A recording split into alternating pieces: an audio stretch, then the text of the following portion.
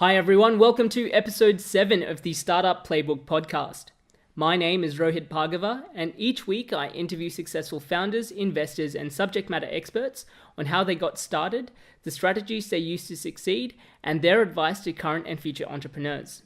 Now, before we get into this episode, I just wanted to send a big thank you to all of you that listened in, shared, and provided feedback for our launch last week.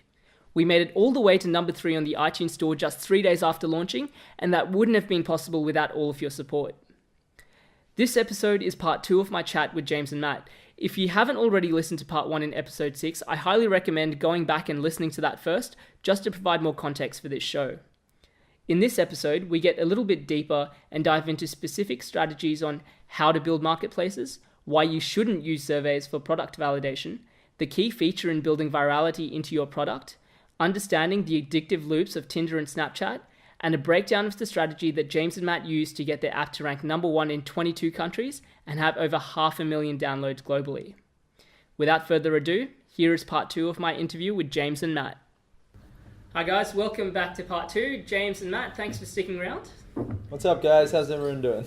Great. So at the end of the part 1, we were talking about reaching out to celebrities, and you were talking about reaching out to them through contactors or through contact lists that you can, or databases that you can find online. Can you talk a little bit further about what that initial email or that introduction looks like to when you finally get to a Taylor Swift?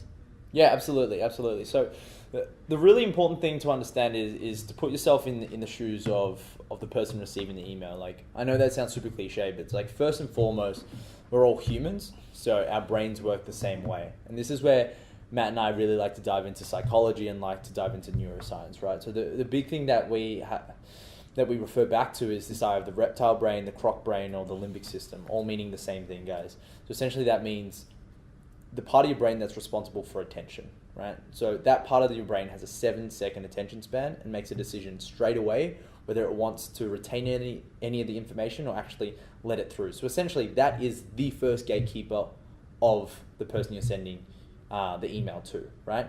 And so the limbic system allows information through if it fulfills 3 criteria, right? Only if it fulfills 1 of 3 criteria. 1, it's scared of it, so it thinks it's going to attack it. 2, if it wants to mate with it, right? Or 3, if it's novel, if it's interesting, it's never seen it before, right? So your biggest role is to fulfill 1 of those 3 things, right? Hopefully it's not the scare one. It's up to you if you want to do the second one, but it's generally like the third one, right? So you want to be novel, you want to be interesting, you want to stand out. And the way you stand out is, again, to hark back to giving value, it's all about that. So it's about how do you demonstrate value as quickly as possible in that email without boring them. Because again, you have a 7-second attention span. These people get hundreds and hundreds of emails all the time. So you need to make sure that you cut through all the fluff, you cut through all the noise. And the best way to do that, in addition to talking about your value prop in a succinct way, in addition to having snappy, nice copy, like that's very important. But one of the other things that we utilize as well is to include visuals and videos, right? So the main thing is our brains think in visuals. They don't think in words, they don't think in letters. The best example I can kind of give is if you think of the word baby, right? The first thing that comes to mind isn't the letters B-A-B-Y, it's the image of a physical infant. And that's because our brain retains and processes information in visuals much better than it does in words. So if you're able to provide a visual, you're going to do phenomenally well in terms of cutting through that first gatekeeper. Because that's what we say. So obviously video is one step further. You can kind of take the adage that a picture's worth 1,000 words, say a video is worth 1,000 pictures, for instance, right? Sure. Sorry, just on that, is the image an image of your product or something related to what you're saying? Yeah. It probably wouldn't be like a random image of just like a girl or whatever, like something exciting. It is something relevant to what you're trying to like pitch them. Yeah. Well, I mean, it's really anything you're trying to do to start, right? So it could just be an email campaign or landing page. You're better to use images and videos over text because the brain is going to, restore that data better than it does text. Yeah. So, for instance, if you're building out a new app, right, a disruptive app, really innovative idea, awesome UI, right? You want to put that UI on display. You want them to see your magic moment straight away, because the faster you can get to them to that point, the more time you're going to save yourself, and the more chance you're going to get to win them over, right? So what you would include in that picture would be a screenshot of your couple of best screens, for instance.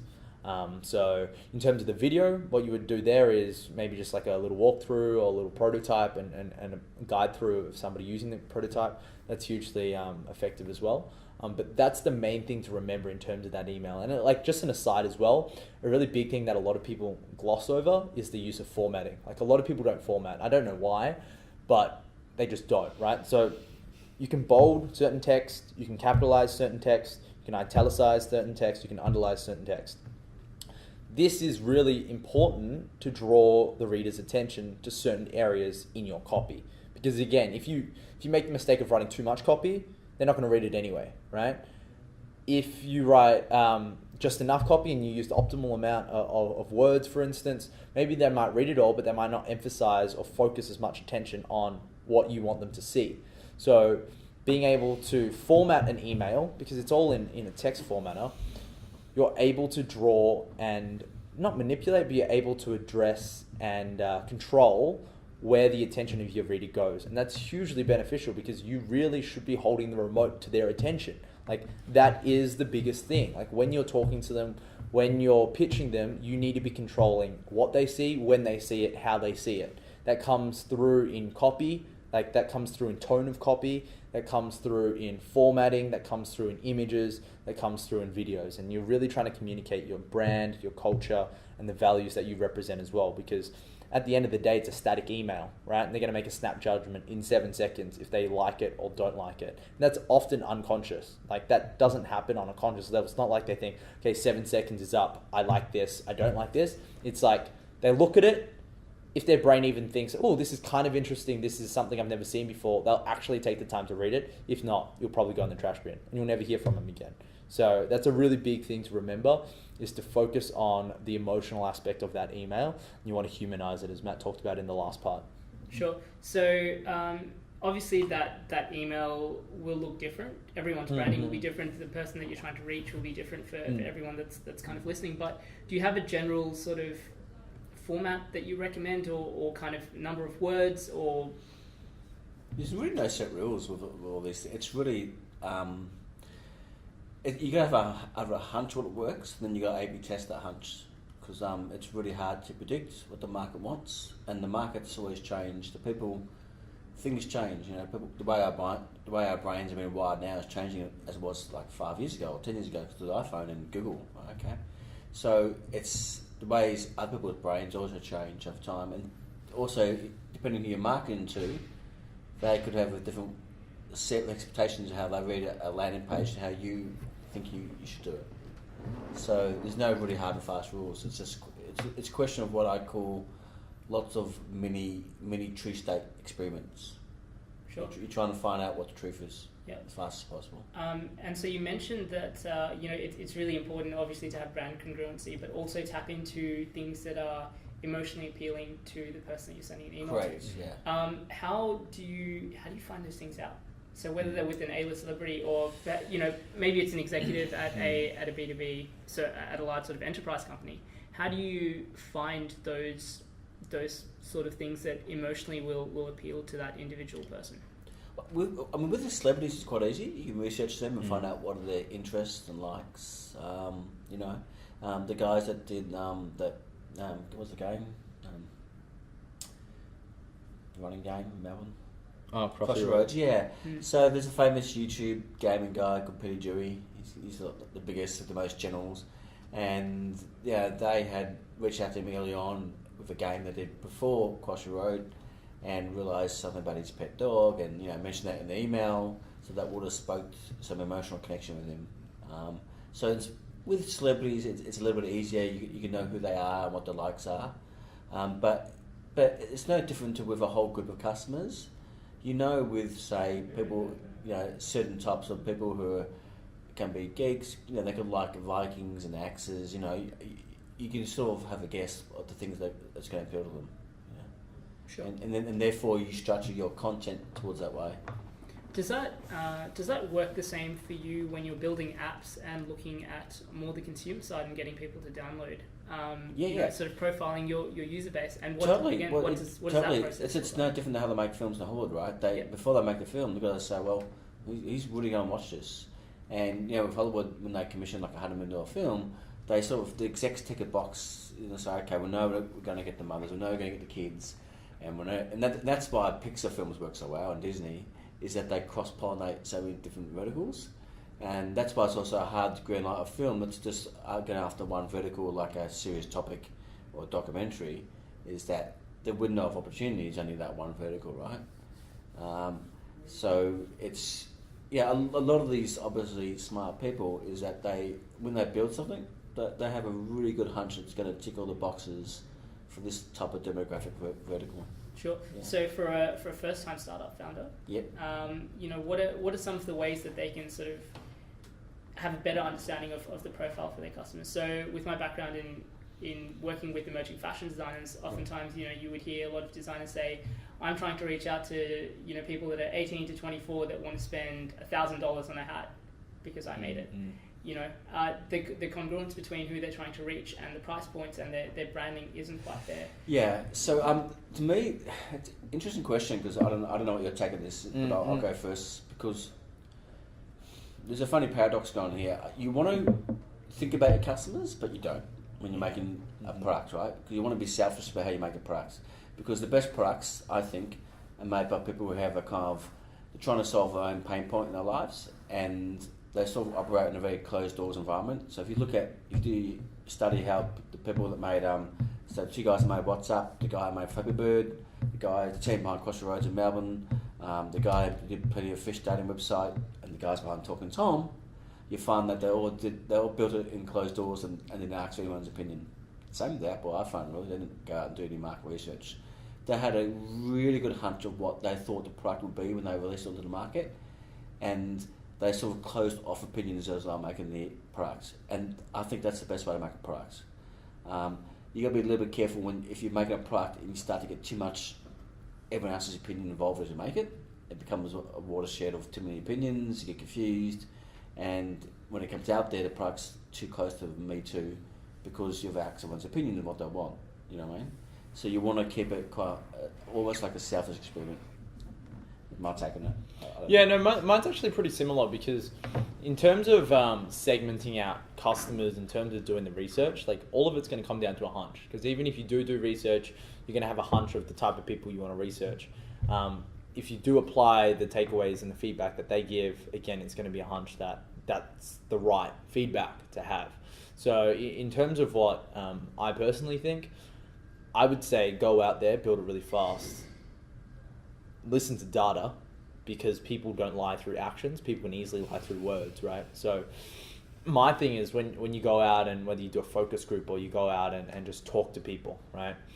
They're never going to give you an unbiased opinion. Like whether it's because they don't want to tell you something bad to your face, whether it's because they want to look like a certain person or align themselves with a certain social group, so they're going to give you some sort of feedback. That's never going to be as accurate as how they actually behave.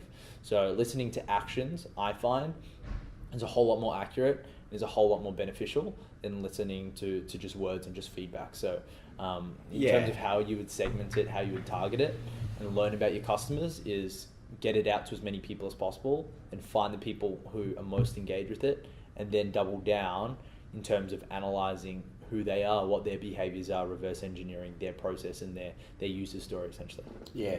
So what good take. I know a lot of people out there, a lot of entrepreneurs and other people out there say, I'll go and talk to family and friends. I actually don't think it's a good thing. I don't think you should be talking to people you meet face to face because they're going to put on a good face and say it's quite good, or someone will be honest and say it's bad. But I mean, who are they to decide anyway, right? What you really want is 1,000 people that you don't know telling you the truth. Best way to do that is put it up on sites like usability.com. It's what Canva did, Melanie Perkins, and you get 1,000 people around the world the next 48 hours telling you, can they use a product? What's it mean? Are you trying to do what you're trying to do? they're the best ways to do it quickly, is those kind of websites. Get honest feedback from a lot of people around the world who don't know you, and don't give two hoots about the feedback they give. Yeah. What was the name of the website again? Yeah, I'm pretty sure it's either usability.com or usabilityhub.com. Like, Okay. Yeah, there's a few of them like that do it, but I remember Melanie from Canva talking about how that was instrumental when she was making Canva to get honest feedback about the product they're making before spending more time and money and finishing off the product or whatever. Yeah, absolutely. Like, I meet sort of 5 to 10 early stage startup founders pretty much every week, and a lot of them say, "Oh, we did surveys and we asked them, you know, don't do that. if we find a way to save you money, will you download our app?" They'll be and like, yes. Like 95% of people want to download our app. It's, It's kind of the framing of the questions, and like you said, it's how people actually act. Rather than what they say that they're going to do, that really matters. So the data from usability is obviously critical when it comes to those sort of things. Yeah, and one thing I would add to that is one of the trapdoors of just strictly using feedback or questionnaires or surveys is that it gives you a false reality. It distorts what you think is real and what you think is going to be effective. Because like the example you just gave, Rohit, is if you came out of that survey saying 95% of us 95% of people will download your app, like, you're going to come in with a huge amount of confidence that what you're going to do is going to work. So that's going to be harmful because it realistically won't live up to that level of expectation. But the other thing is it's going to impede on how you evaluate the outcome or the feedback, because when you don't get that sort of return, or you don't get that sort of uptake, like 95% when we first launched it, well, they said before 95%, what's wrong? If you believed in that survey in an absolute kind of way, it's going to really distort how you think about that feedback, and you won't necessarily go straight back to the core product. You might think it's because of your marketing strategy. You might think it's because of what you did on this certain day, and it starts to distract you. And really, you could have fixed it by just testing that thing and just listening to pure, honest feedback, which is behavior. Yeah, and another thing I'd like to add too is that you want to be very careful if you're making an app or a product or stuff and you put in a year or two into it. You want to know that when you're making it, you're the guy who's better than anyone in the whole world to make the app, right? You get that hunch that when you see it come in the App Store, you know exactly what it looks like and why it's going to kill the market. And so I had that hunch of Inside the World Dinosaurs. My vision was to make something that looked like Matrix, and that's and it was very hard to do, all those flying dinosaurs and slow motion effects. And if you're actually going out to the market and asking them about what you're doing, that's actually also a sign that you don't know what you're doing. You got to know what you're doing. You got to be the killer person in that domain, and so the fact that you're actually asking people for their opinion is probably not a good thing. Sure. Yeah. So on the Inside the World with Dinosaurs, was the name of the app. So I think we touched on this in part 1, but that was the app that you ended up doing with Stephen Fry. Yeah, correct. And that eventually became BBC's Walking with Dinosaurs. Yeah. So how did BBC jump on board with you? Okay, sure. So we basically released the app. I can't remember now. I think it was early 2011, and it was one of those apps that just took over the media within weeks, exploded. As you know, it went number 1 in 22 countries, but also it won App of the Year at the Appy Awards in San Francisco. So this is like 3 weeks after it got released. Apple were about to feature it worldwide. I went over and met Apple. We won the best award that year, and then within 2 or 3 weeks, BBC found out about it. And I think with them, I was a big fan of the documentary from 2002, the Walking the Dinosaurs documentary. I didn't know. Obviously, Nias knew that they were making a movie to do, like a family movie to do Walking Dinosaurs, and they saw this app and thought, well, that's sort of like we want to be in that space. And they had Stephen Fry, and Stephen Fry does a lot with BBC, and it was really well made. So they basically obviously came knocking, and we met with them in Sydney when I flew back from San Francisco. This was within days. It's all happening. One App of the Year, Apple wanted to feature it, BBC, we did a deal. So it moved that fast. Great. So you mentioned that one App of the Year 2012 went number 1 in 22 countries. How how does that happen? A lot of people struggle to get downloads, to get featured on the Apple Store. Yeah, we'll feature quite a few times. Yeah. I mean, so I'll go into a little bit of detail how that happened, but even before that step is that, because I get asked this question a lot, is how did it happen? People want to know about how you went viral, or how did you deal with BBC? Why did it go? We're on the App Store. But there is a single answer to all those questions before that, and that is it comes back from making a really awesome product.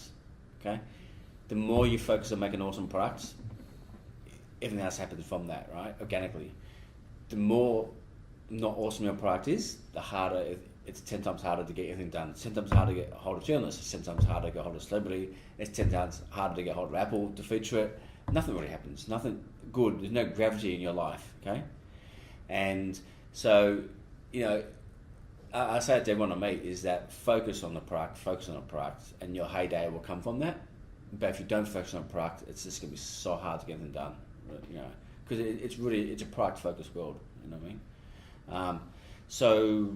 In terms of how actually, like the details of how it went, number one, so our app when it first came out was $16, paid app. So back then, paid apps were the way to go.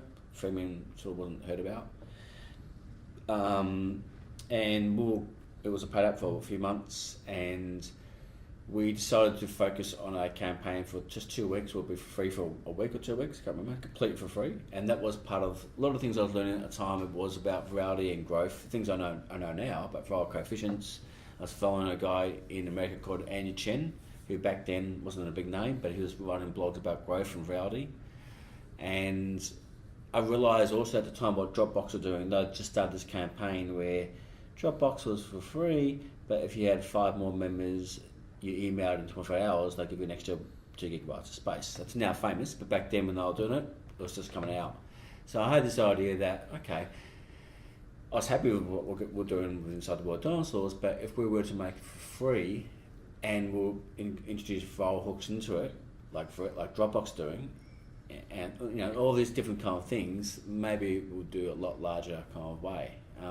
And that's pretty much what happened. We had a plan. Everything we did was methodical, the way we planned it. So we were in touch with a lot of journalists from the first batch of launching it. We were in touch with Apple.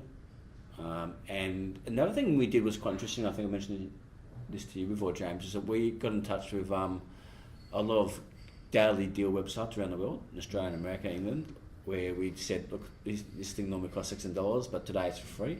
And so you're stuck in there with Groupon and their restaurants. And so we did this whole massive campaign. We planned it. We went to the media and said it's going to be for free now for 2 weeks. We went to Apple, who would feature it. We went to all these daily deal websites for free.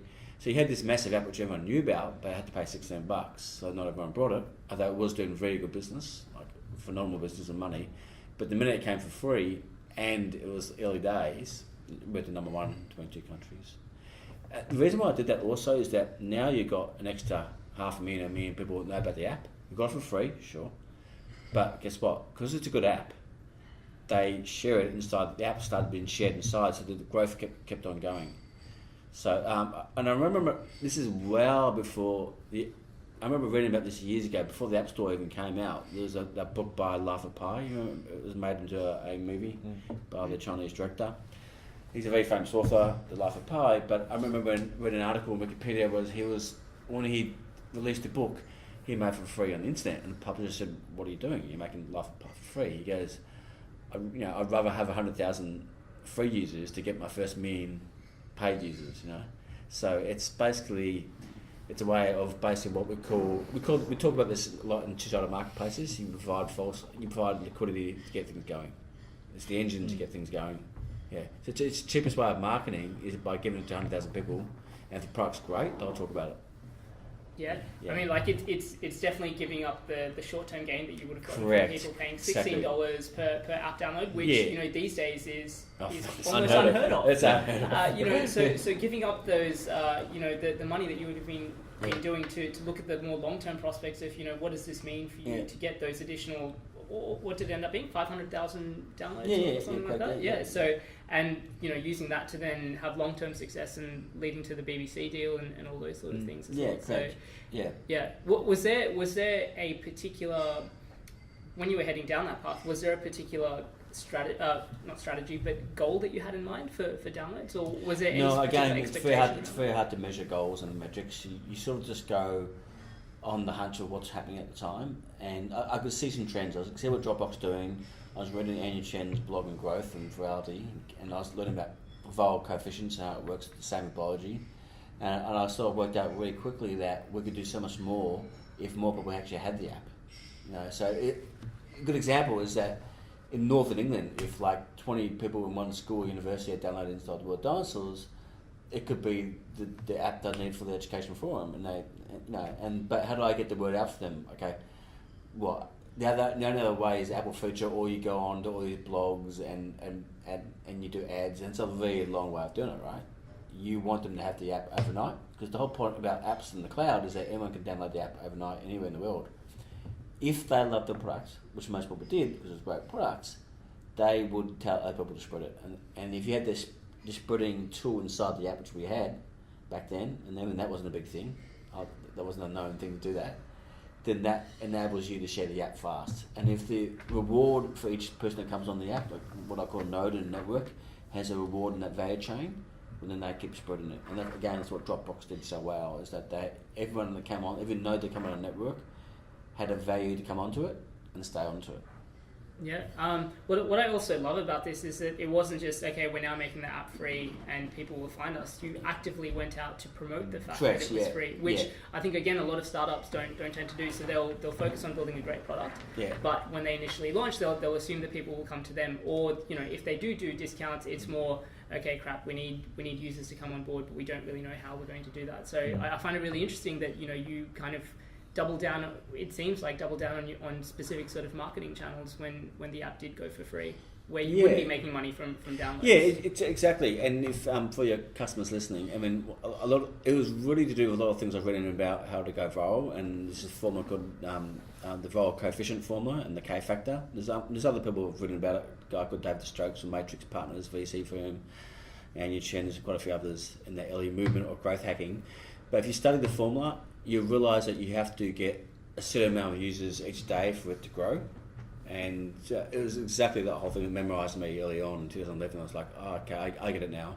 Because the interesting thing about being an app developer, an independent app developer, is that the reason why the guys go so well, the indie guys from a game or, Cut the Rope or Crossroads or anything small, is that one, it's instantly available in the cloud. We know that. 2, everyone can download it, they've got a mobile device. But 3, is that it spreads virally because more people, it has a value to someone because it's free, and then they have a value incentive to spread it. And therefore, the problem that most people have also is when they're doing these apps is that they don't have $500,000 marketing budget that like ANZ Bank would have, or like News Corporation has, right, to promote an app. They've got nothing, so they're forced to learn about these tools. And once they know how to learn these tools, guess what? They know how to get customers without spending money. And that's the whole point of a startup, is that it's not anyone can do a startup. Any corporation can copy a startup, but can you copy them and get 10 million customers without spending money to get customers? And that's what the Skype team, the founders of Skype famously said to their Skype team when they built Skype in 2005 in Germany, is that there's no marketing budget, there's zero. And we're not spending money on marketing, we're forcing you to get customers by not spending money on marketing. And once you're locked in those doors, it could take a few months or a year, it doesn't matter. Once you work out how to acquire customers without spending money, that's the best way to have, Great. I want to have a look a little bit deeper into the addictive side of things. Sure. So we've obviously touched on this a little bit through the Inside the World of Dinosaurs app. But what are some of the addictive loops that people can install into their apps or into their technology product, into their platforms that will help build that sort of viral coefficients into their product? Yeah, absolutely. So in terms of building an addictive product or a habitual product, like the main thing to understand first and foremost is just like a little bit of science context, is that when your brain releases dopamine, you have a feeling of pleasure. Like that's a super simplistic, super reductive explanation of it. But for the sake of building an app or the sake of this discussion, like that's efficient, right? So all you have to know is that if you can increase the release of dopamine, you're going to increase the release, the feeling of pleasure. If you increase or you are responsible for the feeling of pleasure, what you're able to do is you're able to condition the user's minds to associate a stimulus with the feeling of pleasure. So we like feeling pleasure as humans, right? And just inherently speaking. So if you're able to say, okay, if you use my app, or if you're bored and then you use my app, you're eventually going to feel a feeling of pleasure. That user is going to form that association and condition his or her mind over time to then associate every time that he or she is bored or he or she is lonely with the feeling of pleasure because they've used your product. So then knowing that, what you have to then understand is, how do you release dopamine? How do you get somebody to release dopamine? And the easiest way to think about it is, if you fulfill a basic need, somebody's brain will release dopamine, right? So a basic need we can break down in the context of Maslow's hierarchy of needs. So at the very basic levels of physiological need, so these are things like food, things like sex, things like shelter, right? So things that you physically need to live. As you start to go up the hierarchy, you start to look at things like self-esteem, then things eventually like love, self-acceptance, self-actualization, which is kind of like being enlightened, right? So if you can fulfill needs along that pyramid, what you're able to do is you're going to get your user to release dopamine. So the best example, there's a number of examples, but a really interesting one is Tinder. So Tinder, when it first opens, there is a reason that Tinder opens with visuals, because we talked about it, it could have been earlier in this podcast or in part 1, was around visuals is how our brain retains information. So if you open with a visual, you're likely to cut through the gatekeeper of the user's mind. If that visual is something that is appealing to the user, person using it, and it fulfills that basic physiological need of sexual attraction, then that person is going to feel an increase in dopamine, which is a feeling of pleasure, which is forming a positive association with Tinder. So something really interesting to understand as well is that when our brain anticipates a reward, so the reward here is the feeling of pleasure, it actually releases more dopamine than receiving the reward itself. So what Tinder has done phenomenally is that when you swipe left or right, another image will come up. But you don't know whether that image is going to be somebody you're sexually attracted to or somebody you don't find sexually attractive, right? So you're going to anticipate a reward. You're going to anticipate that person being someone who's hot.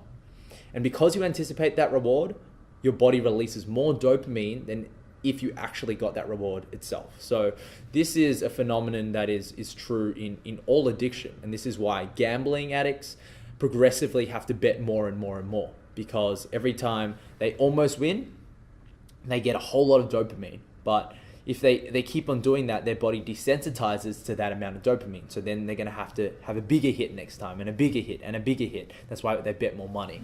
So in the context of apps, what happens is that this forms an association with your app. So the example of Tinder, when people are flicking left to right, left to right, left to right, it starts to build this loop, build this dopamine loop.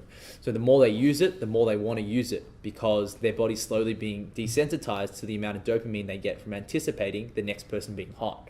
So addiction's defined as the inability to control how intensely and how frequently you engage in a particular activity. You can't actually engage in an app more intensely. It's not like you can press the app harder or look at it closer and you're going to experience it more intensely. So the only way to increase that feeling of dopamine is the frequency in which you use an app. So what happens is that people who become addicted to an app and then need that hit of dopamine and progressively need more of a hit of dopamine, the only way to get more of a hit, because they can't use an app more intensely, is to use it more frequently. That's why you see yourselves potentially, and why other people report that they open their phone and immediately tap an app and they didn't even know they got there. The reason is because your body's already formed an addiction to it. So you just automatically, whether it's an external stimulus that you feel bored or you feel lonely or whatever it might be, your body just knows that if I click that, I anticipate getting a reward that's going to satisfy that need. And so that's essentially how an addictive loop forms. And so the caveat we add there to all of our clients and everybody we talk to is that you have to make sure that what you're applying this to is going to be of benefit to the people that are using it, because it's a very powerful framework. It's backed by science. It's substantiated in literature.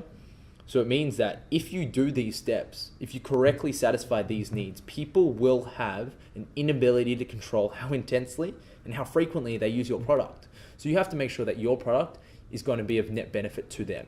Because if you don't, then you face obviously a moral imperative, right?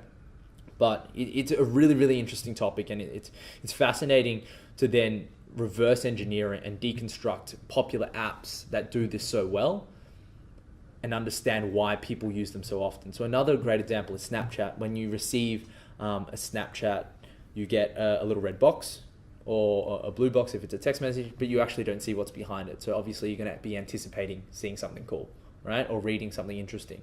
So you click it, it hits you, it disappears. The ephemeral features, not necessarily a big component of the addictive loop. There are ways that it does influence it, but it's the fact that you're anticipating what you're going to see. And the other thing is also that Snapchat have built in with the My Story and being able to see how many people that actually view your story. They've built in an appeal to people's inherent vanity. So people like seeing things that are relating to themselves. That's just inherent in all of us. So without receiving a Snapchat, so without receiving an external stimulus, Snapchat have integrated something that triggers an internal stimulus. That is a feeling of, I want to check how many people have viewed this. What happens is you don't know how many people have viewed it. So what are you going to do? You're going to anticipate more people having viewed it since you last saw it. That anticipation is going to release more dopamine. That's going to get you more addicted to using Snapchat. That's again why people end up opening Snapchat without even realizing it, because they get taken through that addictive loop. Sure. Do you think that building in addictive loops is something that every app can do or every product can do, or is it more based on, you know? I think that, another good question, right? So you sort of have to, yeah. No, it's not just apps, it's just products in general. It's all products and services that exist really on Earth, because unless you've got a guard, like a gated fence, is what I call friction, bad friction. So that's like companies that have, like bank industry today, have been protected because of the laws and regulations of banking. And it's hard to do bank and start, right? As we know, in the next 10 years, that's going to change. There's going to be an Uber of banking, and there's new things coming out like blockchain, which is the technology behind Bitcoin, which is changing banking worldwide at the moment, right? So, so banking have had bad friction to protect them, right?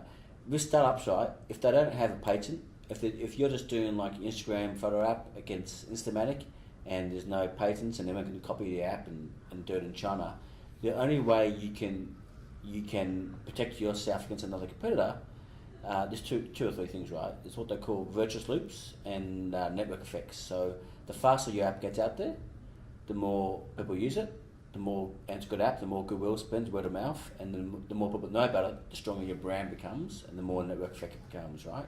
So it's a race for any startup to have those things going, right? But in order to do that, they've got to make the product addictive, because it's, in most cases, with social apps, they're free apps.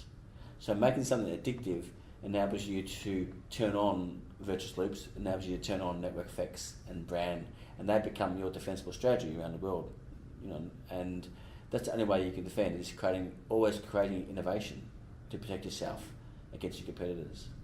Sure. So I guess on that, if someone was building, say, an education-based startup, what would be some of the addictive loops that you think people, that as a startup, you'd be able to reverse engineer into your product? Yeah, absolutely. So in terms of building an addictive loop specific to, say, like education, so if we look at anticipating a reward, so if you look at the types of users that are using an education platform, you have to then analyze what type of rewards are they seeking, like what type of content or what type of feature or what type of experience is exciting to them. So when I hear education, I hear, okay, they want content that they're going to be able to learn from, or they're going to be able to get some sort of like academic value from, right? So the way to instigate an addictive loop here is to do two things. One's a slightly more advanced thing, which I'll touch on in a second, but the first is just creating more content, right? Because the psychology behind a newsfeed is that when you open a newsfeed, there should be more things there, like there should be new content there. So every time I open a newsfeed, I can anticipate new content. From an educational point of view, or in general from from any app that utilizes a newsfeed, any content in that newsfeed should be seen as a reward to the user. It should be of intrinsic value. It should be interesting enough that somebody would be like, hey, I want to hear about it. If you look at LinkedIn, seeing a new update, that's interesting. You looked at Facebook, seeing a new update from your friends, that's interesting. That's intrinsic value to you. If you look at Instagram, seeing a new picture, that's interesting to you. So the idea that the newsfeed refreshes and there's new content, so it's about content creation, that's going to create an addictive loop because the users are going to anticipate reloading, refreshing that newsfeed because something new is going to appear. So that's the first thing to include, I would say. And the second thing would be this idea of partial reinforcement. So this is a little bit more advanced from a neuroscientific point of view, but what it means randomize outcomes. So there was a really famous experiment done with a rat where the rat would hit a lever and it would be given one pellet of food, right? Rat would hit the lever, one pellet of food. So it was a predictable outcome, right? Hit the lever, one pellet of food. But there was a concurrent experiment run where the rat would then hit the lever, one pellet of food, hit the lever, 4 pellets of food, hit the lever, 2, hit the lever, 10, right? It was totally random outcome. And what happened with the rat was the rat just compulsively started hitting the lever because it didn't know what was going to come out. So that's what partial reinforcement is. Partial reinforcement is about randomizing an outcome. So the way to integrate that into an educational app or in general into an app would be, okay, give them some sort of reward that they find really, really valuable to them. Whether it's some new content, whether it's you've gamified it, so you give them like a prize or you give them some sort of bonus if it's a gaming platform, and then take that away from them and don't tell them exactly the steps to get it again. Randomize that. So when it's random, what happens? They anticipate it. What happens when you anticipate it? You release more dopamine than you normally would if you received a reward. So again, what happens is they get taken through the loop and increases the frequency that they start to use the platform, which is a cycle that just keeps on looping, because the more addicted they become, the more desensitized their dopamine receptors become, which means that they have to increase the frequency again to get the same hit of dopamine before they can feel satisfied again. So it just gets them back and back and back. But like that's how you'd probably approach an educational platform. Very interesting. And finally, I just wanted to touch on marketplaces with you both. So you mentioned, I think in the early part of part one, that you were looking at sort of marketplaces, and obviously being Melbourne-based, marketplaces are one of the most common business models that people try and create over here. But obviously very, very difficult to build up a successful marketplace. Can you talk through some of the strategies that you've seen that have worked, or how you would sort of approach building a marketplace from scratch? Yeah, absolutely. So the first thing we would generally say to somebody who's looking to build a marketplace is how we would approach solving the chicken and egg problem, because that's the biggest thing, right? You need a supply side, you need a customer side. Who do you get first? Supply side won't come on if they're not going to have customers. Customers won't come on if there's no suppliers. So Matt's touched on it a little bit, and he talked about liquidity before, and that's really, really important. Liquidity just essentially means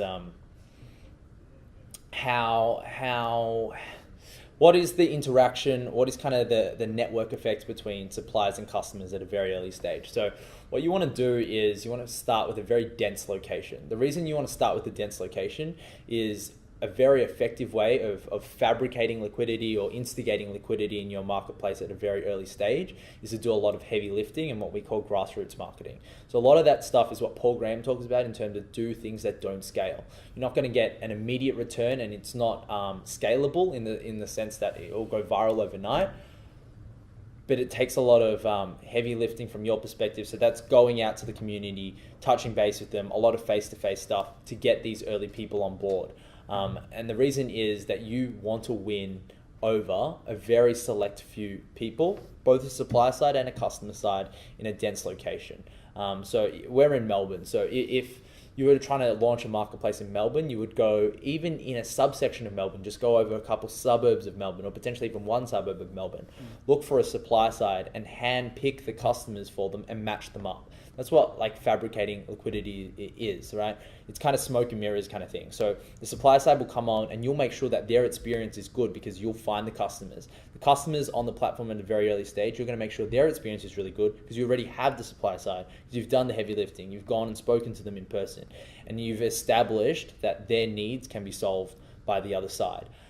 So that's really important. And once you've established that in a dense location, that's when you can start to scale it, because it's important in an early stage of a marketplace to validate your playbook, essentially. So the strategy that you're doing, you have to make sure that it works for the target audience and the people that you're going after. So the best example you can think of is Facebook, right? So Facebook didn't start just in America, didn't start just in one city. It started in one college, Harvard, with just a select number of users, right? The reason is that everybody who went on Harvard initially wanted to know other information about other people at Harvard, right? So there was liquidity in that marketplace straight away in that network. And developing that network effect and guaranteeing that value to the early adopters is crucial, because if anybody jumps on at the start and they don't get value from the platform, they're going to leave and they're likely not going to come back for a long time. So what's important is to make sure that the experience of your early users are satisfied. So that means maybe you have to fake it for a little while and make sure that those people like it and what you're delivering and what your platform offers is actually needed. Once you've validated that, that's when you can start to scale it to other outside of that dense network. So again, to take the example of Melbourne suburbs, you nail it in one suburb, it would expand out from that suburb to a couple more suburbs surrounding it, right? Because then you start to look at the advantages of cross-pollination, because say one supplier is on, really likes the experience, it's like, hey, my buddy who lives in the adjacent suburb, you should try this out as well. So you want to make sure that that person's experience is good as well. And what happens over time is it slowly gains momentum. As it gains momentum, the network effects progressively increase as well, and the strength of the connections between these nodes, as Matt talked about before, will strengthen and consolidate. So when you're able to do that, that's when you can scale it across all of Melbourne and be like, hey, look, we know this works. These people are enjoying the experience. Somebody who comes in an outer suburb from Melbourne will at least see that people in the inner suburbs or wherever you first started is having a really positive experience. They're going to trust in that and they're going to get that sort of value. And then you start to scale that out. And then from there, once you do it in Melbourne, you start to move it to Sydney. Once you move it to Sydney, the people that start using it at the very start become your promoters, essentially. They have a high net promoter score because they enjoy the experience, because you've done all the heavy lifting, you've done things that don't scale, you've done grassroots marketing and ensured that the experience of those early people are satisfied. And so those people will be very happy promoting your product, promoting your startup, because the word of mouth is going to be very fruitful for you from there. And then you just start scaling across cities and it starts to grow momentum, and then it reaches a tipping point, and then that's your marketplace. Just a playbook for how to grow marketplace. So wow, there you go, for free. Really good notes there, but James. One of the things also that a lot of marketplaces have done in America, a lot of the ones that pioneered this, like Uber and Airbnb, and this whole host, of course now, is that when you approach like a supplier or a customer early on, they don't know about your brand, they don't know about your platform, right? I mean, look at the problems that Airbnb would have had to convince people that we're going to share a stranger in your apartment, right? Very hard thing to do. So what a lot of these people do is that they actually do provide financial incentive. They say to suppliers, we'll give you $100 to come on board. They say to customers, here's a free party, there's a restaurant meal with a celebrity chef or whatever, right? Because they've really got to gravitate these nodes out to these existing networks and put them in their own kind of petri dish pond and say, this is where you're going to be now. And then they've got to provide value above that, right? And then at each point, like at each second week, they've got to lift these nodes of social value each time to make each side of the equation happy. Because if one's got too much or too less, they're going to drop out the network because there's no value to be there. Mm-hmm. So it's a careful balancing act over like months in the first few years, is keep suppliers happy, get the customers happy, and that's why we say to kind of hack the liquidity, is because you got to almost not falsify it, but you got to incentivize it. You are almost like God creating like these particles in your petri dish, and you're trying to make them bond together to start. Yeah. Fantastic. All right, guys. So for anyone that's interested in getting in touch with you or following each of you and your stories, what's the best way for people to follow up? Yeah, just check out our website, www.M5859 Apps, that's apps with an S.com. Great. Simple. Excellent. All right, thanks a lot for coming in, guys. That was tremendously insightful. That's right. And looking forward to seeing the feedback that our listeners have. Awesome, Rohit. Thanks so much. Beautiful. Thanks, Rohit. Thanks, guys. Thanks for listening to episode 7 of the Startup Playbook podcast. As always, you can find the show notes of my interview with James and Matt, along with a curated list of tools and resources for startup founders at startupplaybook.co. Next week, I interviewed James Catamol, an enterprise software entrepreneur who has 2 successful exits under his belt and is now onto his 3rd business, as well as being an active angel investor in early-stage enterprise startups. In the interview, James talks about how to transition from corporate life to startups, how to find and spot good ideas, how to get your first client, when you should look to expand overseas, and the key attributes that he looks for when deciding to invest in companies. Make sure you subscribe to be notified when the next episode comes out. I've also just set up a private Slack team for the Startup Playbook community to share, network, and assist each other. If you'd like to be added to the team, there's a link available on our website at startupplaybook.co. Now, the question for this week is, what are you currently doing or using to get product validation from your potential customers? As always, send through your responses to one of our social media channels. Thanks for listening, and I'll see you next week.